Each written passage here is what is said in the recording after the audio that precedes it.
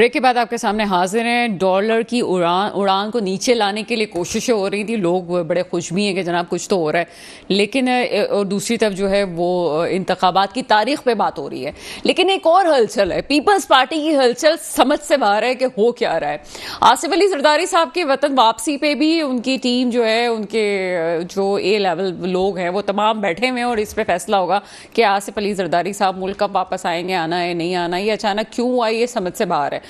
दूसरी तरफ बिलावल भुट्टो जरदारी साहब अगर कहीं जाते हैं तो ये वाजे करना पड़ता है कि इलेक्शन कैंपेन के लिए नहीं जा रहे, वो तो किसी और काम के लिए जा रहे हैं। बिलावल भुट्टो जरदारी साहब ये कहते हैं जनाब इलेक्शन जल्द से जल्द हो जाने चाहिए। हो क्या रहा है और आगे कराची की सियासत में भी क्या होने वाला है, मजीद बात करते हैं। मेरे साथ इस वक्त मौजूद हैं सीनियर तज्जियाकार सैयद खालिद फातमी साहब। सर, प्रोग्राम में आपको वेलकम करते हैं। जी, अस्सलाम वालेकुम। सर, इस वक्त जो सूरत हाल है मुल्क में, चाहे वो इलेक्शन की डेट्स हो, डॉलर के हवाले से जो एक एक्शन प्लान किया गया है वो एक मामला हो, चेयरमैन पीटीआई का मामला हो वो एक अलग सिलसिला है, ये पीपल्स पार्टी में इतनी हलचल क्यों नजर आ रही है, क्या कहते हैं आप? देखिए, जब पीडीएम में ये मौजूद थे पीपीपी, जब भी पीपीपी अपनी शनाख्त को अलग रखा हुआ था उन्होंने। अच्छा, पीपीपी हमेशा से अपने आप को कौमी पार्टी समझती है, क्योंकि वो वाहिद पार्टी पाकिस्तान में, दूसरी पार्टी तो इस वक्त तकरीबन नहीं है मैदान में, वाहिद पार्टी है। यूँ तो छोटी पार्टियां हैं, जमात इस्लामी भी दूसरी पार्टी, लेकिन वाहिद पार्टी जिसके नुमाइंदे पिछले 40-45 साल से पूरे मुल्क में अच्छी अच्छी जगहों पे बैठे हुए हैं और काफी लॉयल टू द पार्टी हैं, क्योंकि भुट्टो साहब के जो फलसफा था और जो उनकी आइडियोलॉजी थी उससे बहुत संजीदगी से, यानी अब मिसाल के तौर पे लतीफ खोसा या एतजाज अहसन को देख लें आप कि वो तमाम तर इख्तलाफात के बावजूद पार्टी नहीं छोड़ते हैं, क्योंकि एक एफिलिएशन है उनकी लॉयल्टी। इसलिए जब पीडीएम में थे जब भी और अब अलग हुए जब भी, उनका ये ख्याल है कि हमें कॉन्स्टिट्यूशन से हट के कोई काम नहीं करना चाहिए, और कॉन्स्टिट्यूशन ये कहता है कि 90 दिन के अंदर इलेक्शन हो जाना चाहिए, तो हो जाना चाहिए। बावजूद है कि सुमोटो लेके सुप्रीम कोर्ट ने उसमें थोड़ी बहुत आगे पीछे रद्द-बदल की है और ये कहा है कि नहीं आगे भी हो सकता है और इसमें तब्दीली भी हो सकती है, लेकिन बहरहाल ये एक हकीकत है कि 90 दिनों के इलेक्शन की बात दस्तूर में बहुत वाज़ेह मौजूद है, जिसको अब कहा जा रहा है कि मबहम है, हालांकि मबहम नहीं है। तो इसलिए पीपीपी अपनी शनाख्त को खत्म नहीं करना चाहती बहैसियत पार्टी। पीडीएम उनकी मजबूरी थी उस वक्त उस पार्टी के खिलाफ मैदान में आने के लिए, जिसके लिए उन्होंने साथ दिया। तो बिलावल भुट्टो बहुत एक्टिव है, क्योंकि बिलावल भुट्टो का ख्वाब बहुत आगे और दूर तक है। आसिफ अली जरदारी जो हैं जाहिर है बहुत सीनियर हैं, और अब वो एक समझिए बाप तो खैर है ही है, लेकिन वो एक समझिए बड़े रहनुमा हैं और पीपीपी को रन करते हैं। लेकिन उनकी भी ख्वाहिश ये है कि जो बड़े फैसले हैं उसमें मशवरे तो उनसे जरूर किए जाएं, लेकिन एग्जीक्यूशन इम्प्लीमेंटेशन जो है वो बिलावल के हाथ हो।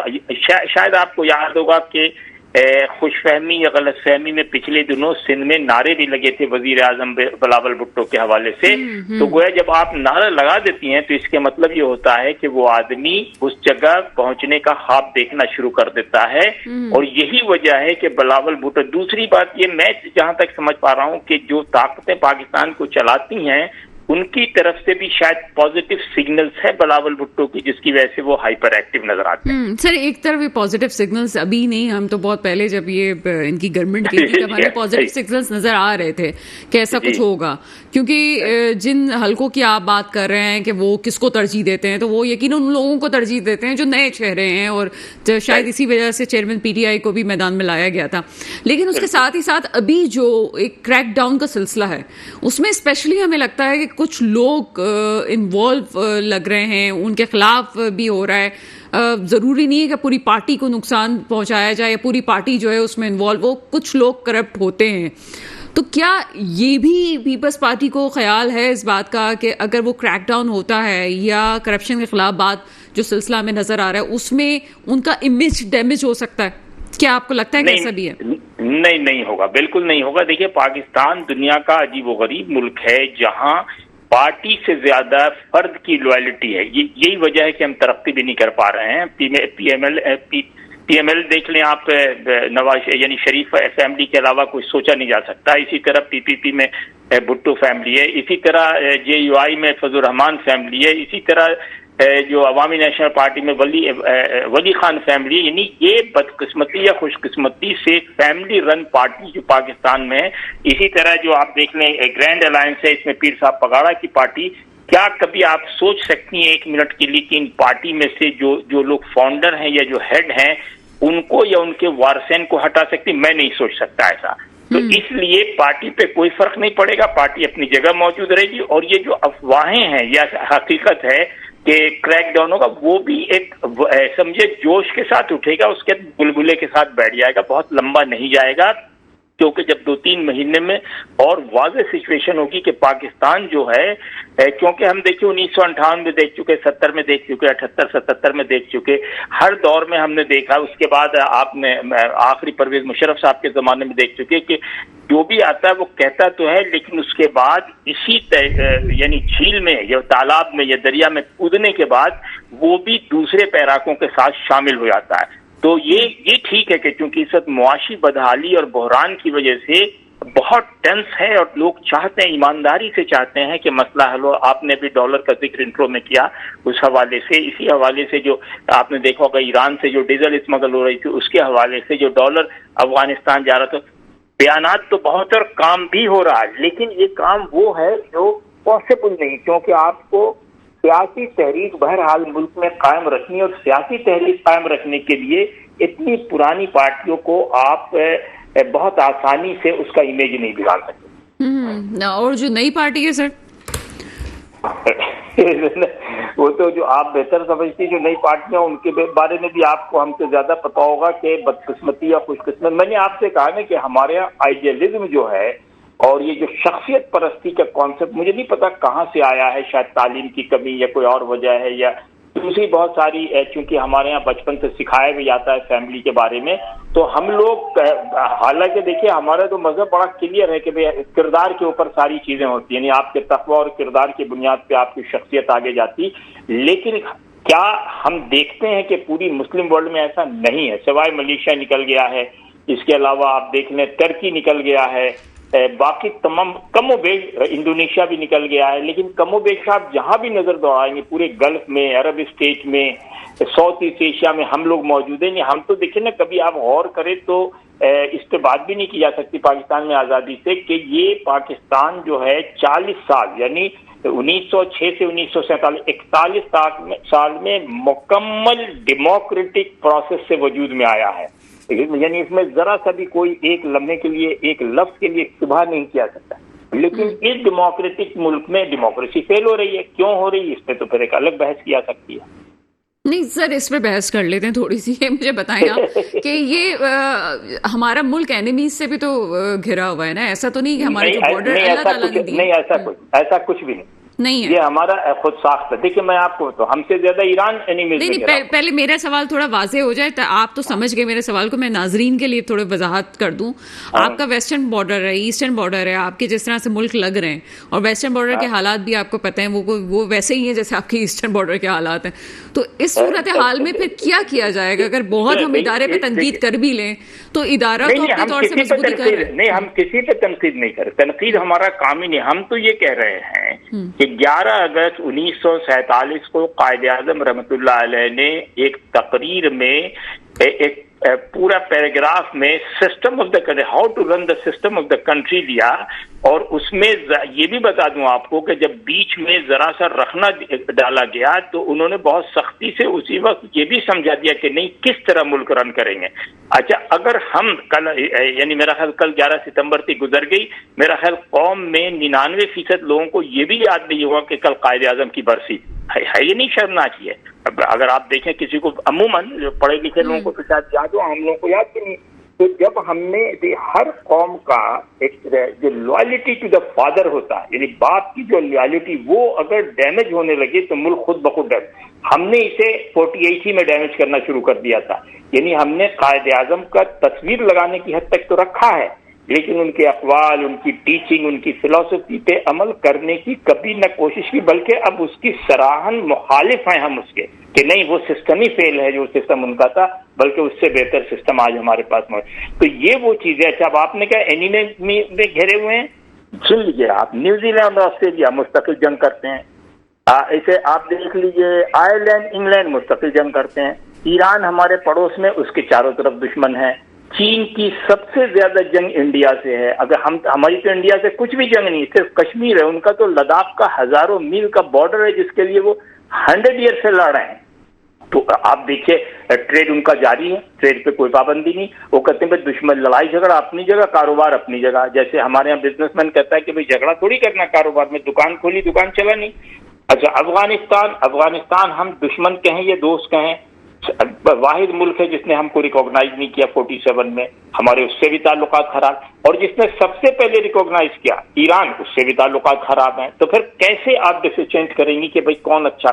یعنی میں نے 2 مثال دی کہ ایران وہ واحد ملک ہے جس نے پاکستان کی تخلیق کے فوراً بعد ہمیں مان لیا، یہ افغانستان وہ واحد ملک ہے جس نے یونائٹڈ نیشن میں ہمارے خلاف ووٹ دیا، ہماری دونوں سے تعلقات خراب ہیں۔ تو کوئی معیار ہے ہمارا یا نہیں، یہ میرے آج تک سمجھ میں نہیں آیا۔ تو اس دفعہ جو ابھی کریک ڈاؤن چل رہا ہے، اور بھی ہمیں اچانک سے ابھی تو کوئی کارروائیاں تو نہیں ہوئی ہیں، صرف ہمیں باتیں زبانی کلامی سے ہی ڈالر اتنا نیچے آ گیا، ابھی تو کارروائیاں ہونا شروع نہیں ہوئی ہیں جس سے ہم کہہ سکیں گے جناب نہیں ٹھیک ہے، میں تو دیکھیں نا کریک ڈاؤن بالکل ہونا چاہیے، لیکن کریک ڈاؤن جو ہے وہ زلزلے کی طرح نہیں ہونا چاہیے، یا سائیکلون کی طرح نہیں ہونا چاہیے، کووڈ کی طرح نہیں ہونا چاہیے، بلکہ it should be a regular practice of the society. مطلب یہ تھوڑی کہ آپ نے بچے کو ایک دن مار کے زخمی کر دیا اور اگلے دن سے پھر اس کو میلے میں لے کے گھوم رہے ہیں آپ، تو آپ نہیں، میں صرف آپ سے یہ کہہ رہا ہوں کہ میں تو کریک ڈاؤن کے بچے کو مارنے کا اختیار بھی تو کسی ایک کے پاس ہے نا، وہ بچے کو مارے گا۔ دیکھیے بات یہ ہے کہ آپ کو میں کہتا ہوں کہ کریک ڈاؤن جو ہے وہ حادثاتی سانحاتی نہیں ہونا چاہیے، it should be a regular practice کہ ایک آدمی نے چوری کیا وہ جیل جائے گا، ختم ہو گئی بات، ایک آدمی نے کرپشن کیا اس کو سزا ملے گی۔ یہ نہیں ہوگا کہ 5 سال 10 سال پہ جناب سونامی ٹائپ سے آئے گا اور اس کے بعد ایک زلزلہ آئے گا اور طوفان آئے گا اور اس کے بعد 10 دن 20 دن کا سب چیز آباد کاری بھی ہو جائے گی، سڑکیں بھی بن جائیں گی، کرپشن دوبارہ شروع ہو جائے گا۔ یہ ایک بات۔ دوسری بات آپ یاد رکھیے ہمیشہ، یہ میں اپنی بات کر رہا ہوں کہ میں اس بات پہ یقین رکھتا ہوں کہ کرپشن میں سامنے والے یعنی عوام کا 5% حصہ ہوتا ہے، اور پیچھے جو لوگ ملک چلا رہے ہیں ان کا 95% ہوتا ہے، تو وہ اپنے لوگوں کو پکڑے، عوام کو اس میں پکڑ رہا ہے۔ بجلی چوری ہے، ہر سڑک پہ آپ گھومتی رہتی ہیں، اگر میٹرو سے ابھی باہر نکلیے گا 2 قدم پہ تو جتنے ٹھیلے والے کھڑے ان کا تار اوپر سے لگا ہوا ہوگا الیکٹرک، تو آپ کے خیال میں آپ کو نظر آ رہا ہے، کئی والوں کو نظر نہیں آ رہا ہے۔ تو میں ہمیشہ کہتا ہوں کہ corruption should not be in the front of the table, it should be from the back side of the table, تو آپ خود بخود سسٹم صحیح ہو جائے گا۔ اچھا اس کی دوسری مثال میں بتا دوں، سسٹم کو بھی صحیح کرنے کے لیے سسٹم کے اندر رہ کے سسٹم صحیح ہو تو زیادہ بہتر ہوتی ہے نا، سسٹم کو ختم تو نہیں کیا جا سکتا۔ نہیں ختم نہیں کر سکتے، میں یہی کہہ رہا ہوں۔ دیکھیے ہے کیا، امریکہ میں انہوں نے مجھے ایک چیز پڑھائی، انہوں نے کہا آپ 25 کروڑ آدمی کو درست نہیں کر سکتے، لیکن 25,000 سرکاری افسروں کو درست کر سکتے ہیں، اینڈ دیٹ وی وانٹ ان پاکستان۔ بس عوام کو چھوڑ دیجیے کیا کر رہی ہے کرپشن، کرنے دیجیے۔ جو لوگ ادھر بیٹھے ہیں، کیونکہ وہ آپ دیکھیں نا، ہم لوگ 22-23 کروڑ کس کے پیچھے بھاگتے رہے گا، لیکن مشکل سے 22,000 لوگ ہیں جو ملک میں کرپشن پھیلا رہے ہیں، ان کو آپ پکڑیں، کون منع کر رہا ہے آپ کو؟ اس کو آپ نہیں پکڑیں گے، آپ پکڑیں گے سامنے والے کو جو پیسے لے کے بھاگ رہا ہے۔ اب اچھا چلیں یہ پروگرام میں، کیونکہ میں چاہتی ہوں کہ کم وقت میں بہت زیادہ اچھی بات ہو جائے، یہ مجھے بتائیں کہ ابھی جو پکڑنے کا سلسلہ ہے، ابھی جس نے آواز اٹھائی ہے، کیا یہ اگر کرتے ہیں تو کوئی سامنے والے ڈر بھی جاتے ہیں، رک بھی جاتی ہیں چیزیں، اور سیاستدان نہیں کر پاتے، اور سیاستدان اگر کرنے پہ آتے ہیں، جیسے چیئرمین پی ٹی آئی کہہ گئے کہ میں تو کرپشن کا خاتمہ کرنا چاہ رہا تھا، مجھے کرنے نہیں دیا گیا، اور وہ ان طاقتوں کی بات کرتے ہیں جو اس وقت کر رہے ہیں کرپشن کے خلاف کام۔ وہ تو دیکھیے وہ تو بیکار کی بات تھی، کیونکہ انہوں نے خود اپنے دور میں ایسا کوئی ثبوت نہیں چھوڑا جس سے یہ پتہ چلے، انہوں نے آتے ہی انتقامی کارروائی شروع کر دی جو احمقانہ تھا۔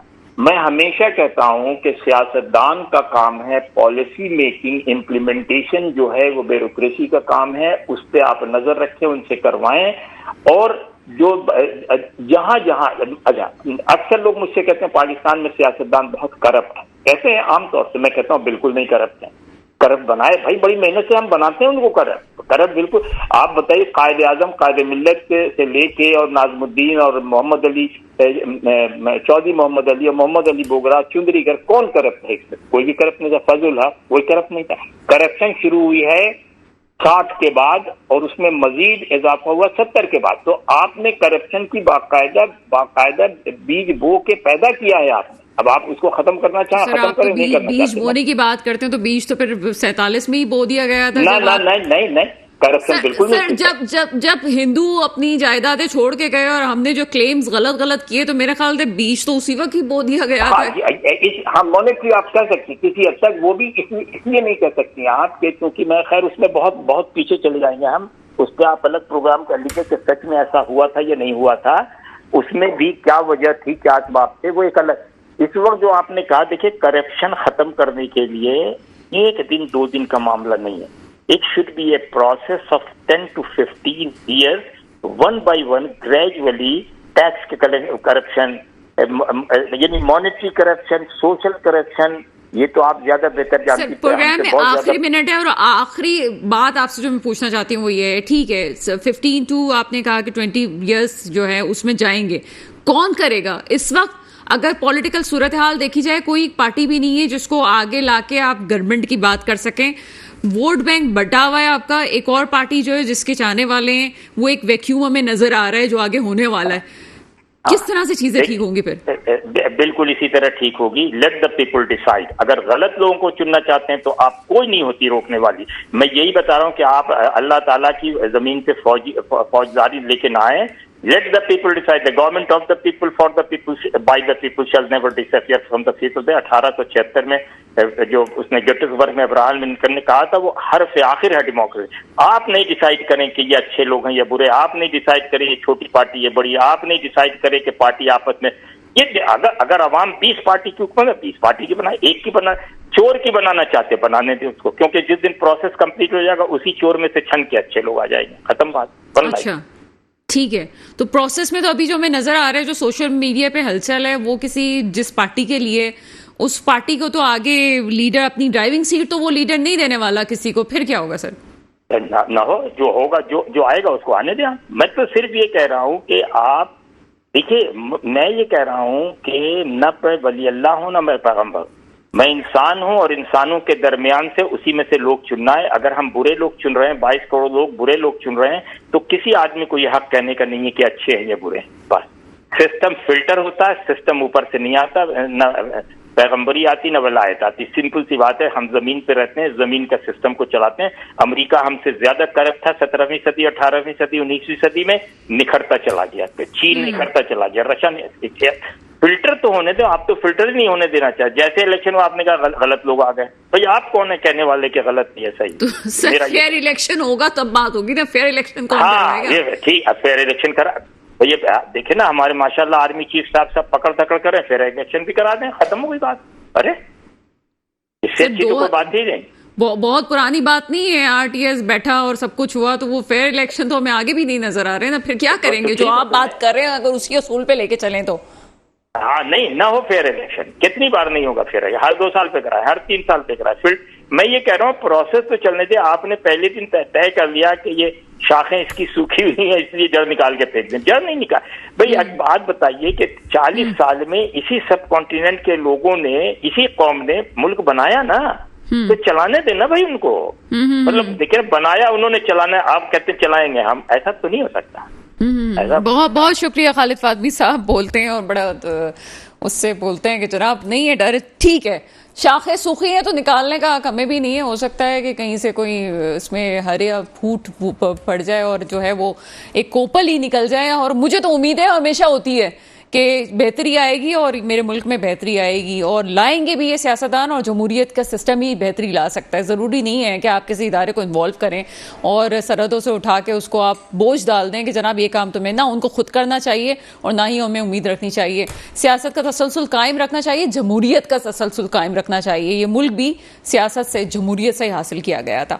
بہرحال دعا وہی ہے جو ہمیشہ ہوتی ہے میرے ملک میں, وہ حکمران آئے جو واقعی میرے ملک کے مستقبل کی حفاظت کریں. اس کے ساتھ ہی پروگرام کا وقت ختم ہوتا ہے. مجھے اجازت دیجیے گا. خدا حافظ.